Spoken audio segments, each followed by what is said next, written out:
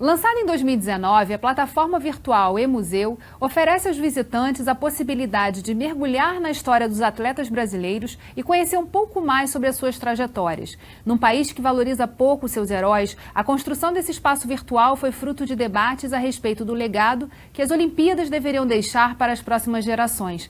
Com potencial para se tornar referência nacional e internacional, o eMuseu reúne memória e informações de atletas e campeonatos, seja nas quadras, nos campos, ginásios ou nos estádios. No Rio em Foco, que começa agora, vamos levar até você todos os detalhes da construção desse trabalho e a importância de manter viva e preservada em um ambiente digital a memória esportiva nacional. Vem com a gente.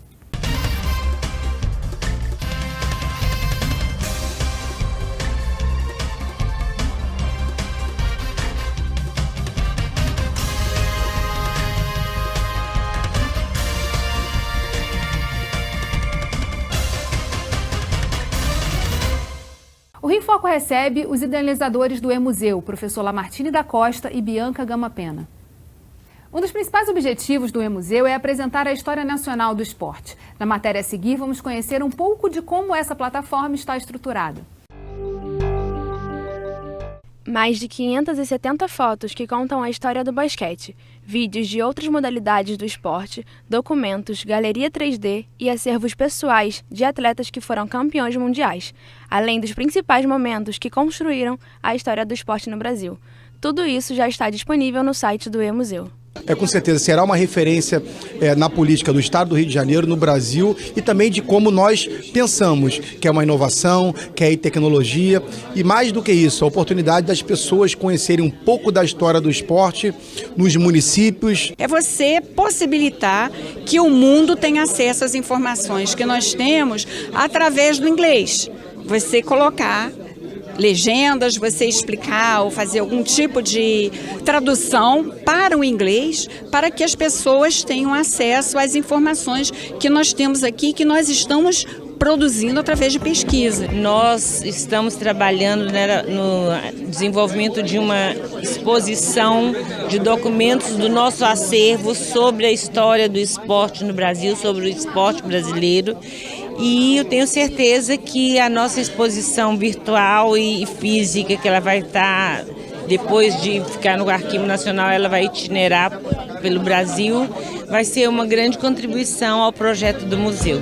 A gente poder estar com toda a nossa história, a história dos jogadores, a história da entidade, a história de todos os campeonatos, as medalhas, tudo isso, né? O passado sendo lembrado, né? Esse acervo que um dia ia se perder, agora vai estar para sempre para os amantes do esporte. Então, a importância é absurda, né? É uma coisa sensacional.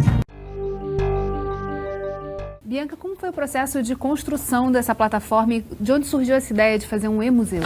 Então, essa ideia ela surgiu de uma grande necessidade nossa, né, de preservar e de registrar o legado dos Jogos Olímpicos. E aí a gente começou a perceber que é muito mais do que isso, né? É mais do que simplesmente um legado de um mega evento, é você deixar para sempre uma plataforma onde, de forma colaborativa, todas as pessoas, colecionadores, atletas, fãs, pudessem contar a história da nossa nação. E aí a gente percebeu que ninguém consegue fazer isso sozinho, né? Comitê Olímpico, Paralímpico, confederações, atletas, federações. Então a gente tinha que reunir todos eles de uma forma que você dá voz a todo mundo, né? E a gente começou a perceber vários desafios, né? E fomos quebrando essas barreiras. Foram muitos, né, mestre? Mas a gente entendeu que de forma colaborativa vinha a resposta, né? E aí a grande solução foi fazer com que uma startup se incubasse numa universidade, né, que é a Universidade do Estado do Rio de Janeiro, e a partir dessa iniciativa fazer com que houvesse uma rede de colaboração. E aí empresas nacionais, empresas internacionais, o governo, né? Então a gente acabou de lançar o projeto já envolvendo turismo, esporte e lazer, a própria questão da cultura, né? Então a ciência e tecnologia. Então imagina, quase 5 secretarias estaduais já se envolveram. A gente acabou de conseguir incentivar o projeto, né, no ICMS, a renúncia da Secretaria do Estado do Rio de Janeiro do Esporte. E com isso a gente vai potencializar a forma dele ser uma realidade, né? A gente startou com um projeto mostrando a magnitude e como a cooperação de todos consegue materializar, né? Saiu do papel. com a Confederação Brasileira de Basquetebol. Então, nós, da UERJ, a gente já mostrou que existe uma robustez suficiente para que a gente atenda todo mundo. E a plataforma tecnológica foi muito necessária, quer dizer, foi um passo importante para conseguir integrar todos esses atores. Bom, tudo agora é feito tecnologicamente. Nós estamos na era digital. E museu sempre constituiu um desafio, porque sempre se constatou que ele não atingia todas as camadas. Mas como outros exemplos que aconteceu com a tecnologia, começou a ter acesso a várias outras situações. Então, realmente, desse ponto de vista de acesso ao grande público, a tecnologia pode ser elogiada. E agora chegou o momento do museu. Então, é um projeto muito bem feito, muito bem desenvolvido pela UERJ e várias instituições, muito bem dirigido pela Bianca, e que agora os especialistas do esporte têm uma esperança que haja um diferencial, porque o esporte já é naturalmente vinculado às grandes massas, ao grande público. E agora ele vai ter acesso ao melhor do esporte, que é o seu passado. Os valores do esporte estão no passado. Todo esportista pensa no passado, que é uma coisa curiosa. Mas ele pensa no passado, vivendo o presente. É possível fazer isso pela tecnologia, é o que nós estamos assistindo no E-Museu. E que responde também a esse desafio de digitalização de acervos, porque o grande medo que se tem de uma estrutura física de um museu é esse acervo de alguma forma sofrer algum tipo de deterioração, enfim, ele de fato se destruir. E com essa digitalização, muito do que se já tinha colecionado pode então ter uma sobrevivência aí garantida, né? Como é que está sendo essa questão do investimento? Porque a gente sabe dos desafios também de captação para a manutenção de museus de uma forma geral. Exatamente. A gente esbarrou com esse grande desafio, que é o grande patrimônio, é o acervo, né, do E-Museu. E face a essa necessidade, a gente também trouxe um parceiro, que é o Arquivo Nacional, que está incrivelmente capacitando, né, os nossos alunos da UERJ. Só do basquete nós digitalizamos 579 fotos, né?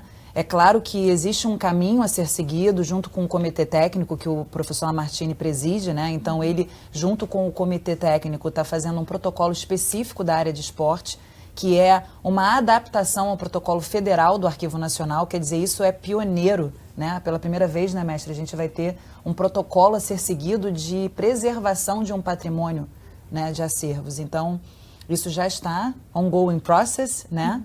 Mas o que a gente precisa agora é fazer com que os atletas e as confederações sejam engajadas no projeto, né? E para isso a gente precisa de recursos financeiros. Então, por isso a gente está trilhando esse caminho, né, da carta, da renúncia fiscal, para que a gente tenha parceiros, né, empresas que possam estar colaborando conosco para que essa história seja contada de uma forma colaborativa. Eu entendo esse projeto do ponto de vista do mundo olímpico, que por acaso o Brasil se envolveu, e vocês aqui, no programa de vocês, muito. Acompanhamos acompanharam, e portanto é bom a gente retornar àquele momento que esse envolvimento com o mundo olímpico transformou uma cidade e de certa forma transformou um país. É pena que não tenha tido continuidade. Então nós temos que viver essa continuidade de alguma forma. Isso é um investimento. E o nosso investimento no mundo olímpico está ligado aos estudos olímpicos, que o Brasil é muito evoluído, tem grandes resultados internacionais, então é uma ligação internacional.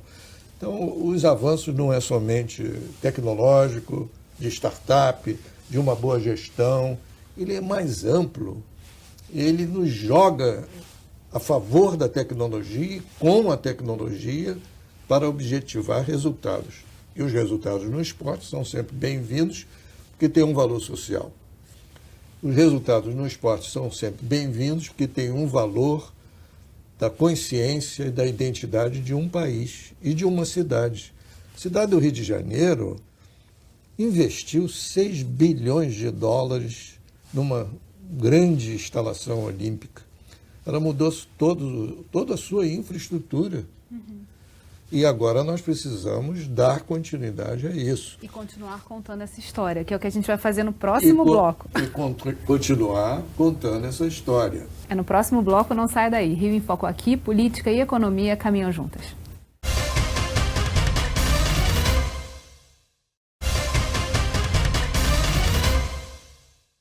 Voltamos com Lamartine da Costa e Bianca Gama Pena.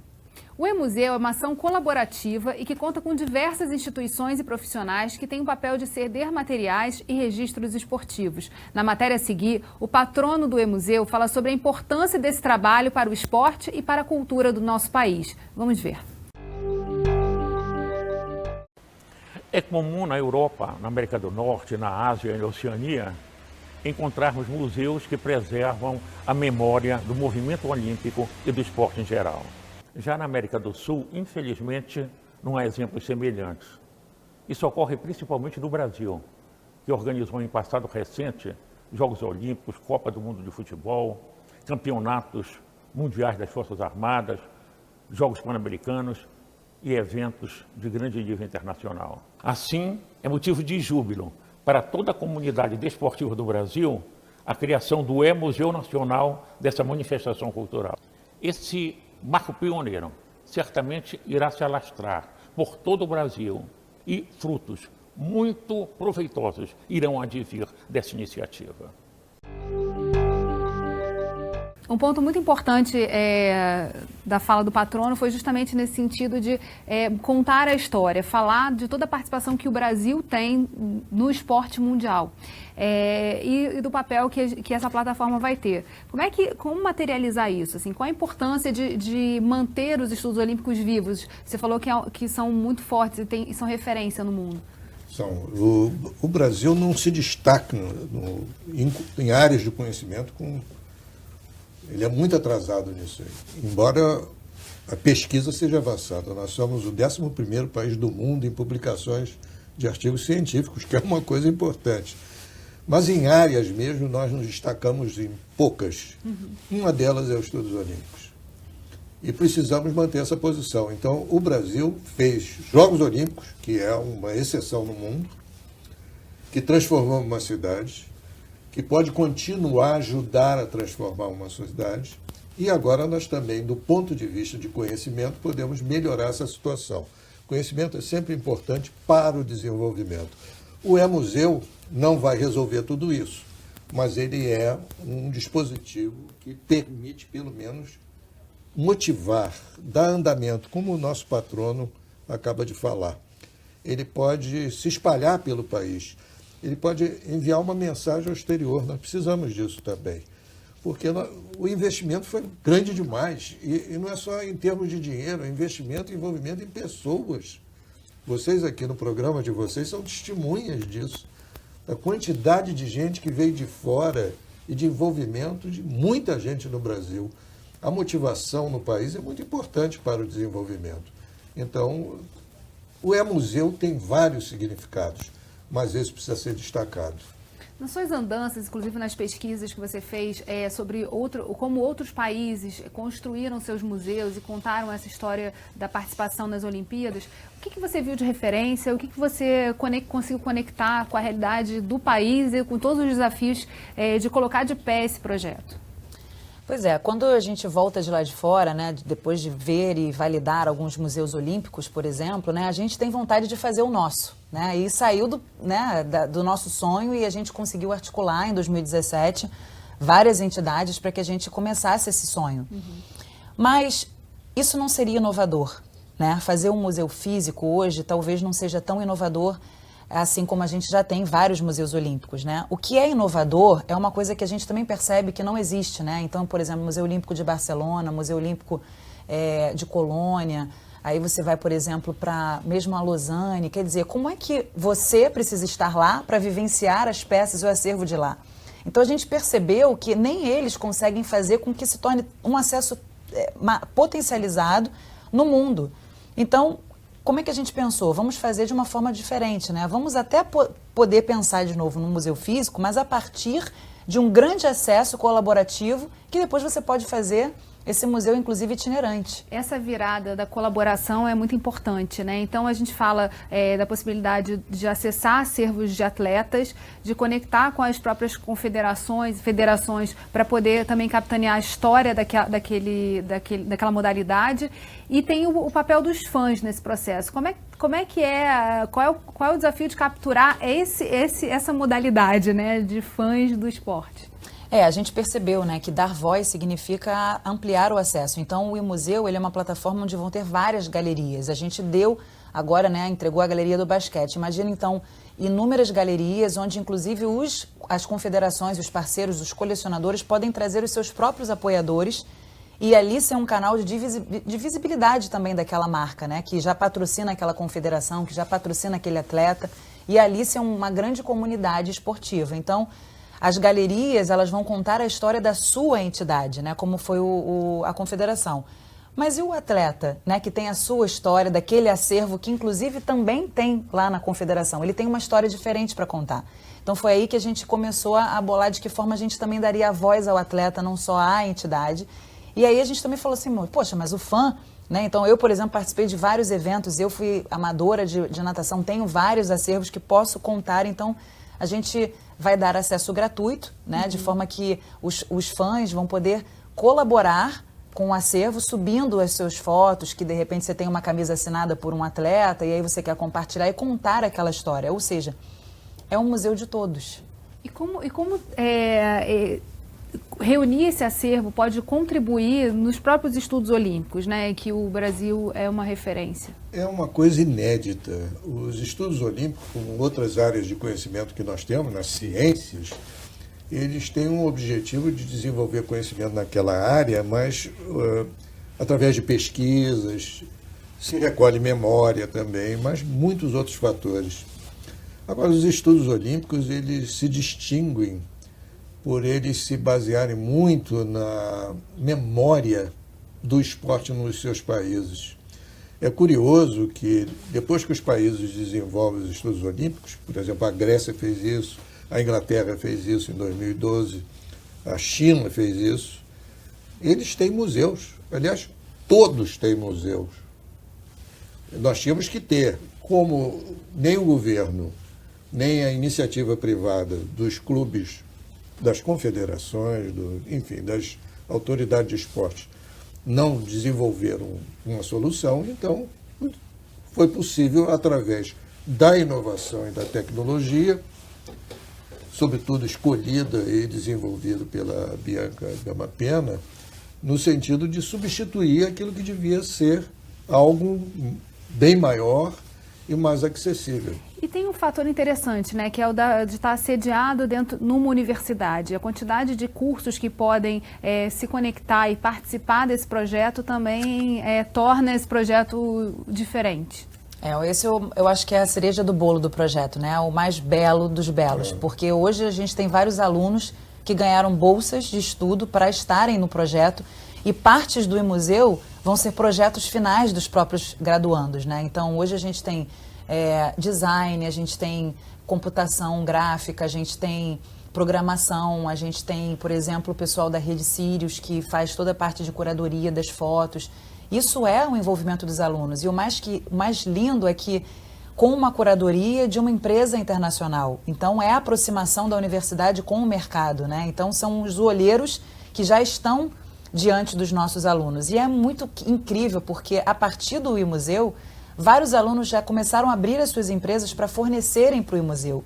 Ou seja, novas startups estão sendo criadas a partir dessa iniciativa, né? Então a gente tem, por exemplo, um design gráfico, que é um aluno que criou uma impressora 3D e está tridimensionalizando troféus e medalhas, né, para que de alguma forma a gente consiga fazer uma ação promocional, né? E com isso ele já está fornecendo para outras empresas.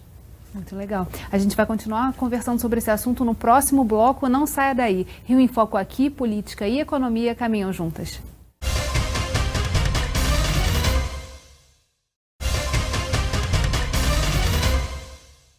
Em relação ao trabalho junto ao Arquivo Nacional, essa parceria também de acesso ao acervo deles, como é que está acontecendo essa relação?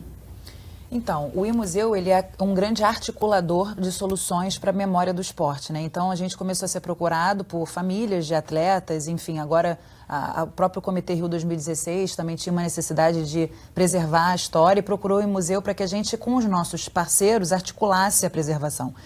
Então, o Arquivo Nacional, ele está sendo um grande parceiro, né? Ele acabou de receber toda a memória da Maria Lenk, que foi doada pelo Silva Júnior, né, que é o sobrinho da Maria Lenk, e foi uma estratégia nossa de preservar. Então, eles vão digitalizar décadas de vidas da Maria Lenk, e com isso, depois de digitalizado, isso vai vir para dentro da página da Maria Lenk, dentro do museu.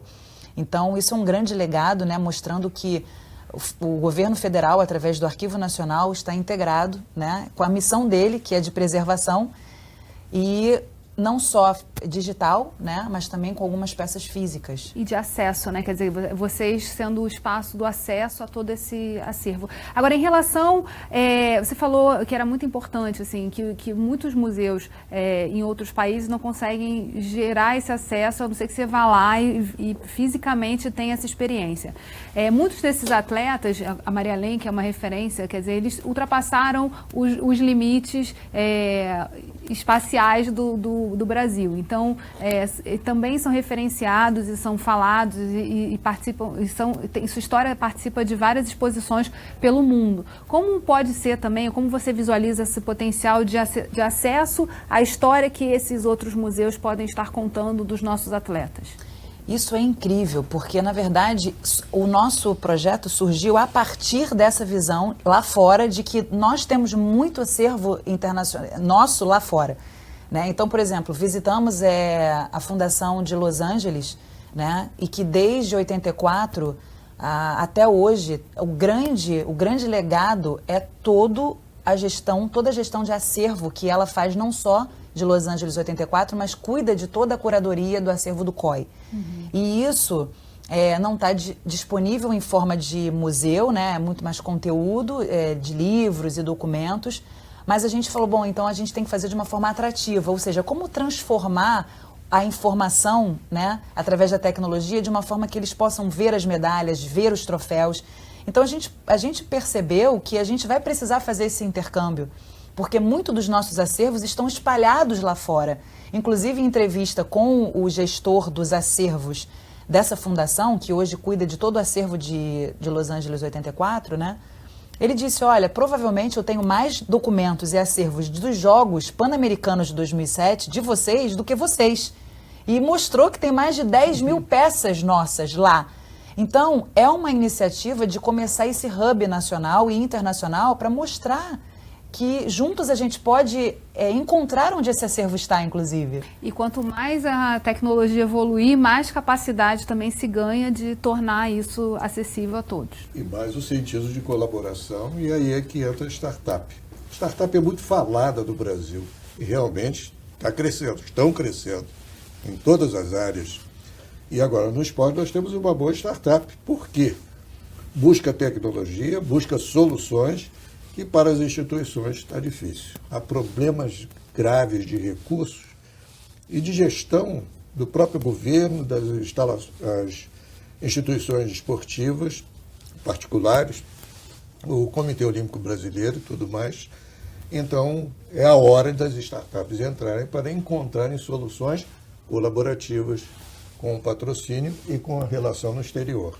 É muito mais simples uma startup fazer isso do que uma instituição tradicional do esporte no Brasil ou o próprio governo. Olhando para a sua trajetória, como é que ela se comunica com esse museu? Porque a gente tem que falar aqui, tem que registrar para quem está assistindo, que você é o autor do Atlas do Esporte Brasileiro. Quer dizer, parte do registro do que fazemos aqui está referenciado, é base para startar provavelmente muitas outras pesquisas que vieram na sequência. Como você vê assim, essa trajetória chegando à possibilidade de estar exposta para mais pessoas?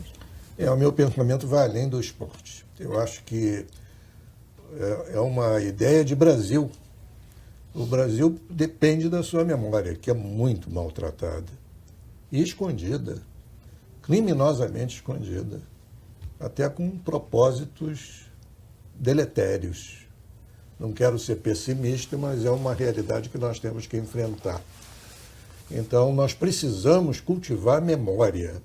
O esporte é um campo muito interessante, porque ele teve problemas no passado, mas sempre criou possibilidade, espaço para aparecer brasileiros, que isso é importante, que se desenvolveram e criaram bons resultados no exterior. Então, o Brasil precisa se projetar na sua memória. Não é só as coisas ruins.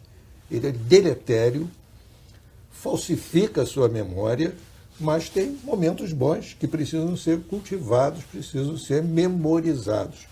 Então, eu vejo minha trajetória nesse sentido. E Bianca, em relação ao futuro, né? E a gente falou aqui de tantas possibilidades se desenhando. Como é que você vê hoje, qual você definiria nesse momento do museu, que ele já está para o público, já está aberto ao escrutínio, já dá para o pessoal cavar o que tem lá e já dá também para pensar e construir novas pontes. Qual o principal desafio hoje do E-Museu para que ele possa ser palco para tantas oportunidades?